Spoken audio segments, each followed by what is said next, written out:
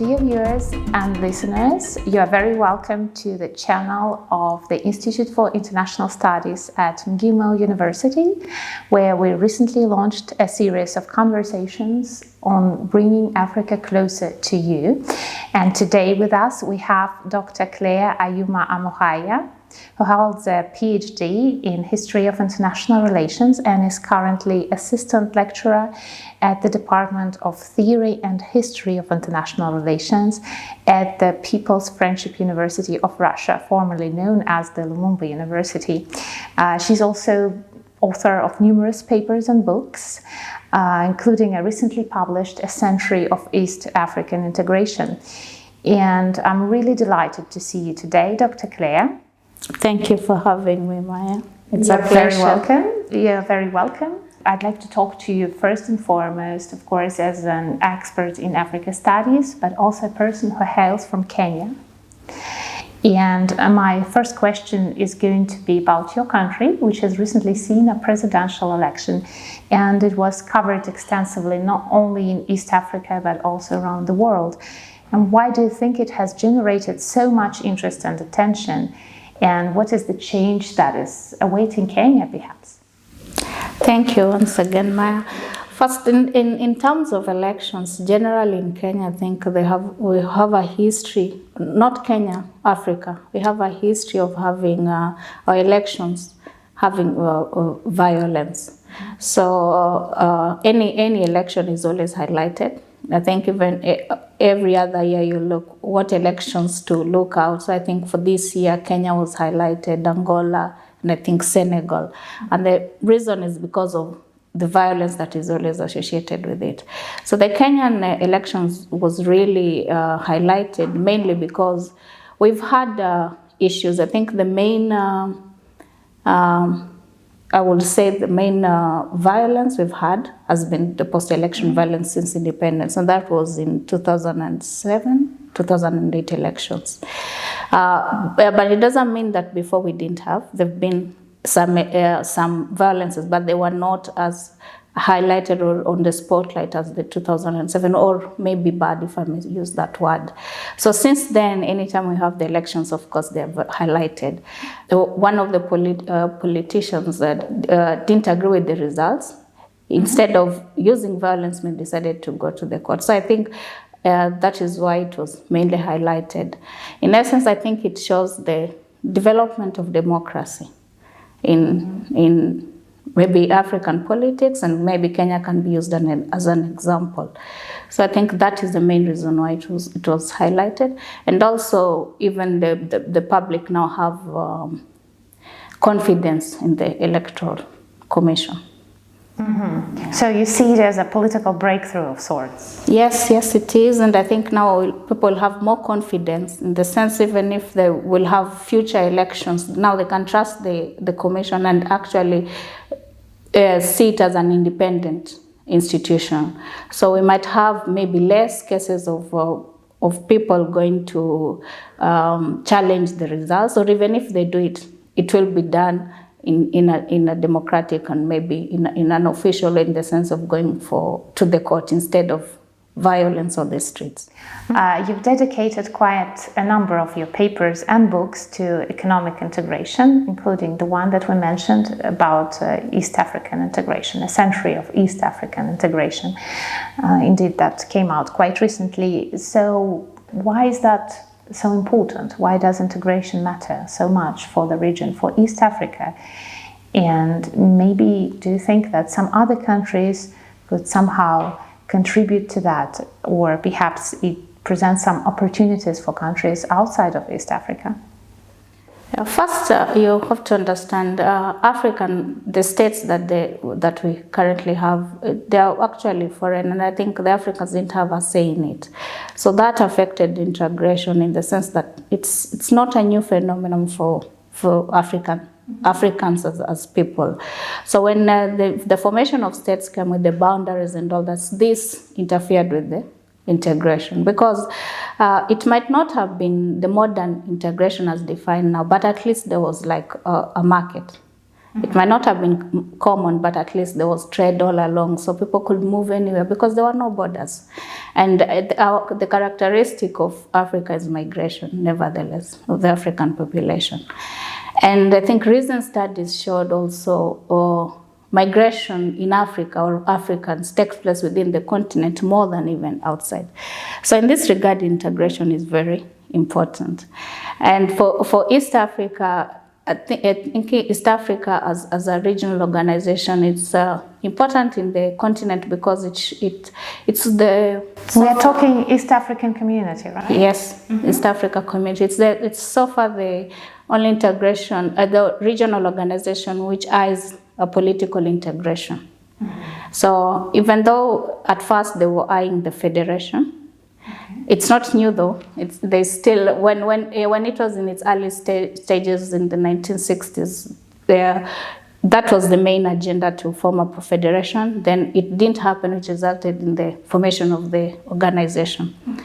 And then even after the collapse, and then now it has been revived, they're still eyeing the political integration. So it has moved from federation to confederation, but at least there's the thought of political integration. So most of the organizations some are still at the free trade area, some are still the customs union, common market. So at least East Africa, I think, highlights that their prospects. So at least it's an example to the region on development of the organization. Also, I think East Africa community, it's also good in the sense that it collapsed in 1977, but even then it shows that it was very difficult because not all institutions they were able to divide. So for example, the University Council, the East Africa University Council remained despite the collapse of the community, yes. And then the bank also, it had been dissolved when it just initially collapsed, but even before it was revived, they had decided to re-establish it. So this shows that integration is actually one of the key, or rather it's almost inevitable in the region that it will have to take place. Is it inevitable in the region to an extent? Because the region shares some sort of East African identity, or because we know that the core countries are Tanzania, Uganda, and Kenya. And I know that in your book you draw a distinction between East Africa and Eastern Africa. Could you probably talk about that and then explain whether there is a common identity that all the countries share in the region, or this is just, some westernized concept that we are trying to project onto African countries? No, I don't think it's a Western project. The common identity might be there, but I think it's more than just the language. I think it's just more than sharing the regional organizations, because as I said, most of these African communities, the borders were established and communities were literally put aside, and there were people, some of the same tribe. So you can find, for example, Maasais in Kenya, Maasais in Tanzania. So those issues were not considered. And if you'll have, for example, families from two sides of the border, then they will have to move from one. And this, of course, will mean the movement, which will need integration, yeah? But the identity, I will say the identity is there, of course, in the sense when you use the term East Africa, for people from the region, it's a distinct region. So, when you say East African country, of course, as you said, the core countries, Kenya, Uganda, and Tanzania, but also now it has expanded to mean countries that are in East African community. So the use of the term, I think, if someone comes from the region, if someone say Eastern Africa, of course, you expand the region. So that will include Horn of Africa countries, it will include small island states. But the identity, I don't think it's East African identity. Majority of the population are Bantu population, but there are others. So the identity is more than just the language and the culture. It's almost the interconnectedness of the people who stay in the region. Is it important to know what tribe or what ethnic group you belong to in political terms? So does the voting happen? Is it tied to your tribal affiliation in a way? You mean, for example, in my country, Kenya? Yes. It plays a huge role. It does play a huge role. And so the voting takes place within the tribal patterns, but not necessarily. Because, for example, the current president got votes, of course, from his tribe, but he also got from the other places, but majorly from two regions. And then the one who was the second, he got also from around the region, but tribe plays a huge role in our politics. It does, which I think also it's quite ironic or unfair, because I think the smaller tribes almost seem like they don't have a chance, because if you have a smaller tribe and you'll come, and the bigger tribes in terms of even the population or even the popularity. So I think it's a challenge, and with time I hope we address it, because I think it's inclusive. It shouldn't feel like the country is just for a few major tribes. Luhya is a colonial construct, actually, because Luhya as a tribe didn't exist until, I think, must be late 1920s or 30s for ease of administration. So when you say it's a colonial tribe, a colonial construct, does it mean that it's actually the British administration that brought various ethnic groups together to form a single tribe? Yes. The British were the ones, because at that time, you know, Kenya became a colony in 1920. So, most of the decisions were being done by the British. So it was done. There were tribes. There were but two group of languages. So they are related in language, in the language, culture, everything, and then we are the neighbors. So, you know, we live almost in one region close by. So I think that's how eventually Luhya came to be established. So it's one of the tribes at the moment, but it has several sub-tribes. But it's not unique to Luhya. I think Kalenjin as well, they have several sub-tribes like that, yeah. This is the tribe where the current president comes from? Yes. Yes. Right? Yeah. I think, if I'm not wrong, he's a Kalenjin, but he should be Nandi. But I'm not so sure, but I think he's Nandi, which is among also one of the sub-tribes in Kalenjin. Kenya has, I think, 42 plus tribes, so it should be like 45, I think, now, because they've been recognizing a few more. Mm-hmm. We've had issues of stateless people in the country, because the last tribe to be recognized are the Shonas, and these are the people who came from Zimbabwe. And since independence, they've been in the country, but as stateless. So it's been work in progress in expanding the tribes in the country. Let's take from here a slightly more international angle as we look at East Africa. And I would be interested in particular in the recent tours that have taken place in the African continent. I'm specifically talking about Secretary of State of the US, Antony Blinken, then French President Emmanuel Macron, and obviously last but not least, Russian Foreign Minister Sergei Lavrov. So all of these people came with very different agendas to the African continent. And when we look at the Western rhetoric, there was obviously a lot of talk about human rights in the first place. For instance, Antony Blinken criticized the Rwandan government for what he called unlawful detentions.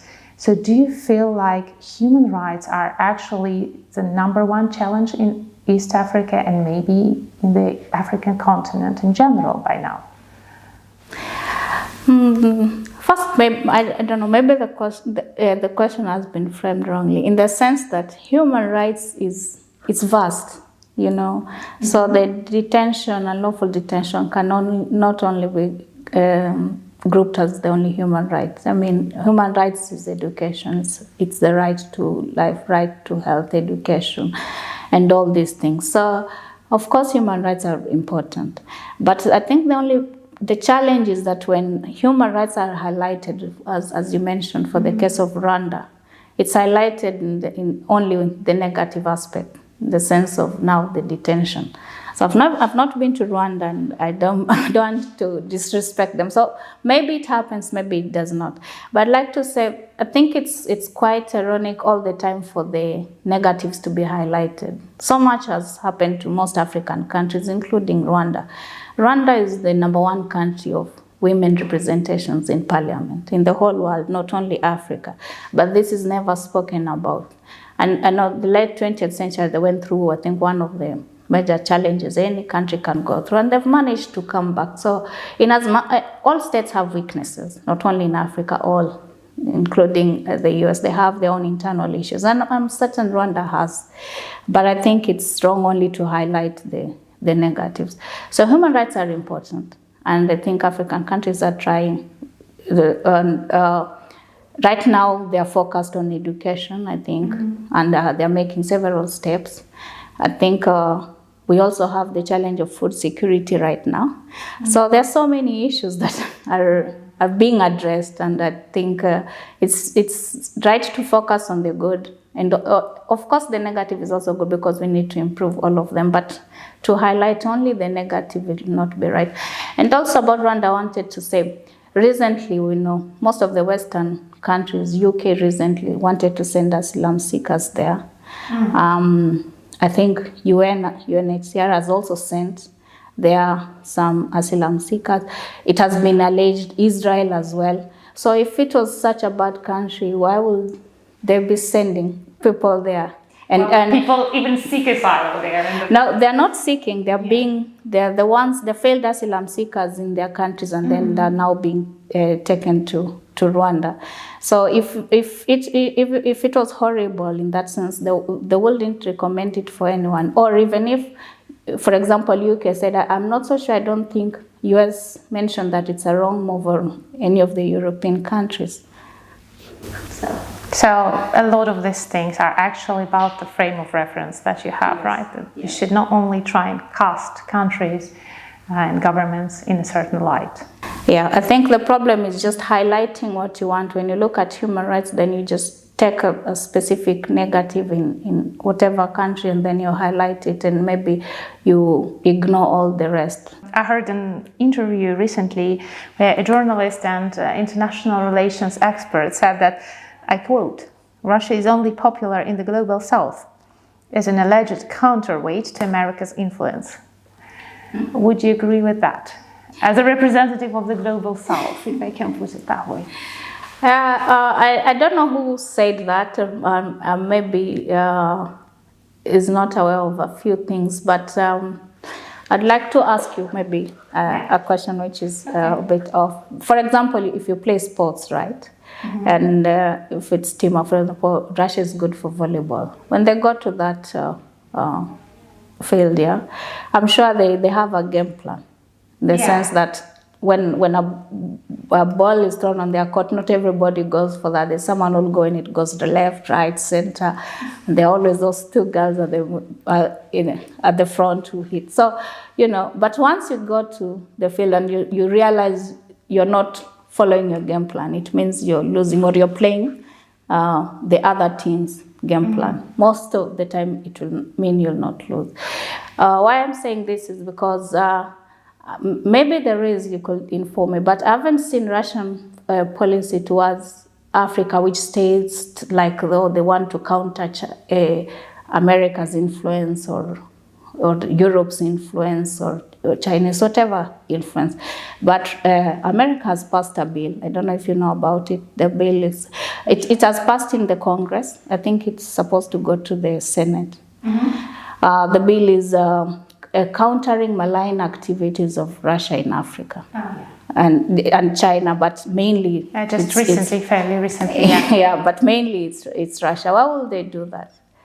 If someone decides to have a specific bill for something, it either means first maybe they're losing some of their influence, or they're realizing something. So I see it like a win of sorts. It means Russia is doing something if a country can have a whole bill to counter whatever it is that they are doing, which I think is quite wrong, because if US or any other country wants to have relations with Africa, just focus on what the Africans need and cooperate with that, not to care about what China is doing, what Russia is doing.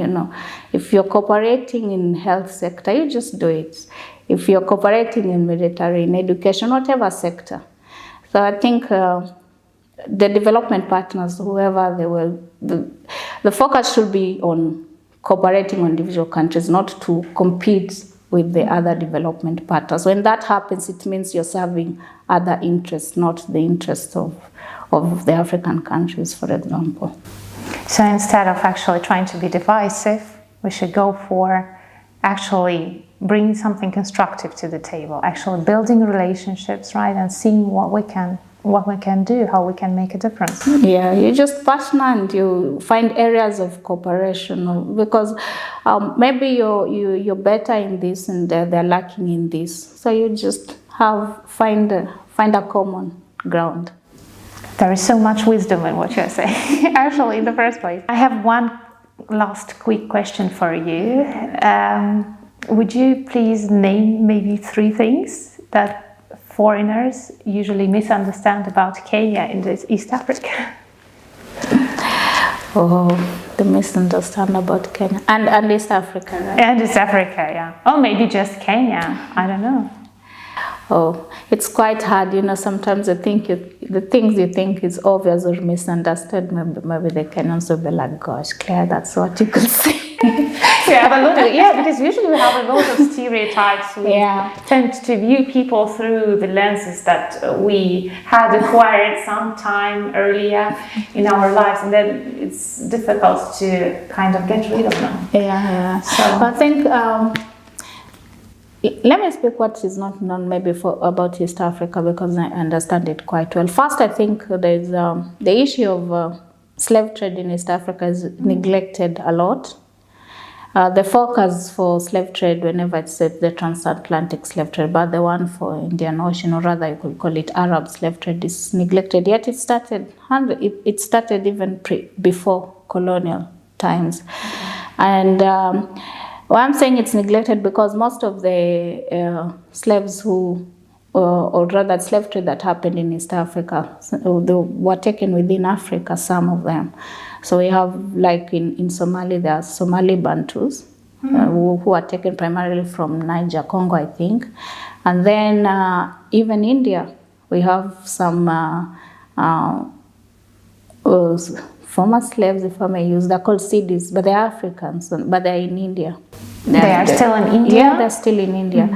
So I think the issue of the slave trade in East Africa has really been neglected. Maybe it's because of also the religion aspect that is connected with it. But I think what has been, in my own perspective, is what happened to this or what could happen to them. I think it has been neglected. Like, for example, the Bantus in Somalia. When all these years Somalia has gone through all this conflict, but I think they were majorly affected, but because they stand out as well. But it has never been highlighted on what should happen to them, or even the ones in India. I don't know if they've been questioned to know what they want. Maybe they want to go back, maybe not, or even how to address their rights in the various countries where now they are. So I think that's the one thing I'll mention about East Africa that's neglected. So it's important for them to feel that these human rights violations are recognized. I haven't spoken to them to know, but I think it needs to be highlighted. I don't think so much research has been done on it. That's what I'm trying to say, to really understand it. A lot has been written on transatlantic trade, but not a lot on the slave trade that happened in East Africa. So I think that's one of the main things that is missing. Maybe also another thing I would say about East Africa. Yeah. There's always an assumption that all three countries are British colonies, right? Mm-hmm. But they were not colonies. The only country that was a colony was Kenya, officially. Mm-hmm. Uganda was a protectorate. It was never a colony.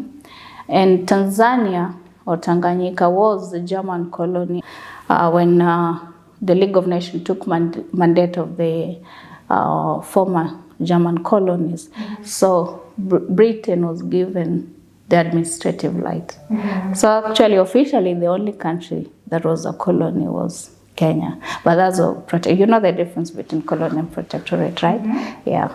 So that's also one of the things that so you have, when in the colony, you have the higher level of actual interference into the affairs. So the whole system is...